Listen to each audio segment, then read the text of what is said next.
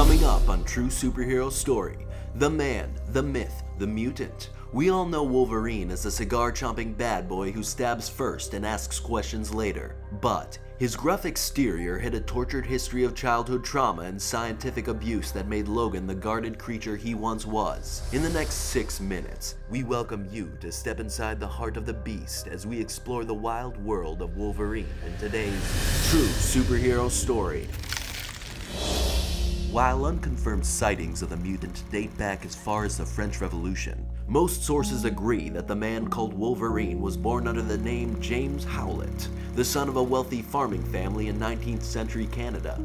After witnessing his father's murder at the hands of their groundskeeper, 10-year-old James sprouted his big old bone claws for the first time to avenge his father's death. If the horror of the deed combined with the revelation of his own mutant nature wasn't enough to scar the young boy, discovering that the groundskeeper he killed was his true biological father certainly did. And so, young James went on the run, using the dead man's surname as his sole moniker. The Wanderer called himself Logan. Without the food or funds to afford himself a nourishing life, Logan decided to set aside his dark past and open the doors to a new calling, the calling of a showman.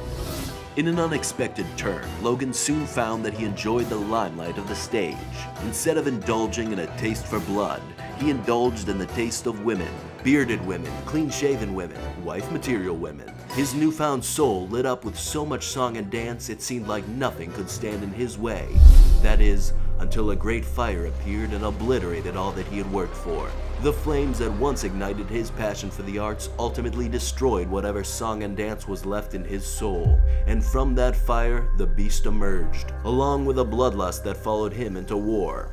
Unfortunately, this infallible flesh would soon make him the perfect guinea pig for a top-secret military experiment called Weapon X. Detained like a dog in a cage, Logan's life of constant abuse continued as mad scientists torturously fused the indestructible metal adamantium to the resilient mutant bones. When Logan finally escaped his captivity, he lost all sense of identity, living off the grid with a bottle close at hand. It was at this solitary bottom that the lone Logan abandoned all hope for humanity and became the Wolverine. For some, the call to join a group of like-minded mutants would be an honor. But for Logan, the call from Professor Charles Xavier seemed rather annoying. Regardless of his initial feelings, the professor gifted Logan a family, for even feral creatures yearn for connection. Soon enough, the wounded Wolverine found himself growing reluctantly attached to his meta-human cohorts, and eventually he caved and joined the superhero squad known as the X-Men. But ultimately, it was love that tamed the beast's heart. No, not her, or her, but her, the telepathic, telekinetic tour de force named Jean Grey.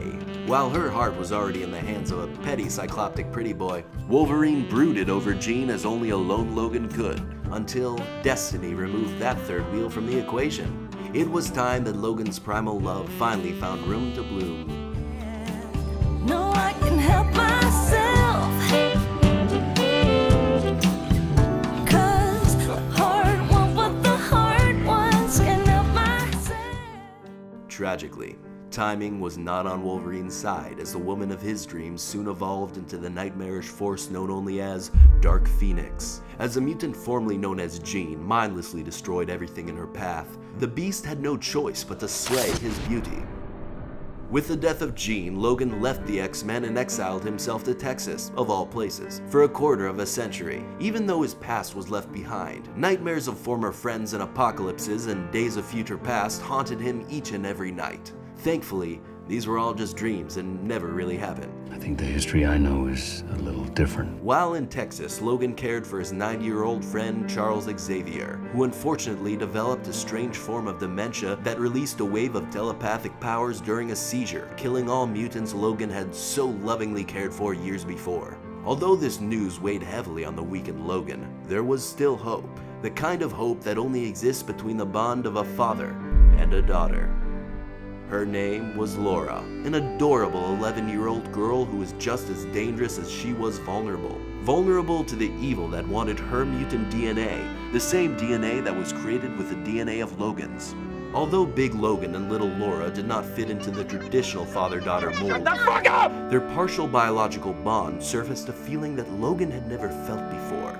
The feeling of a father figure. Logan did what he could to escort her and other mutant children to a refugee in North Dakota to ensure a brighter future for them all. And while he succeeded, he ended up paying the ultimate price. With the adamantium coating of his skeleton steadily poisoning him, it was just a matter of time before he met his maker. But ultimately, it wasn't the coating that killed him, but a weaponized version of himself.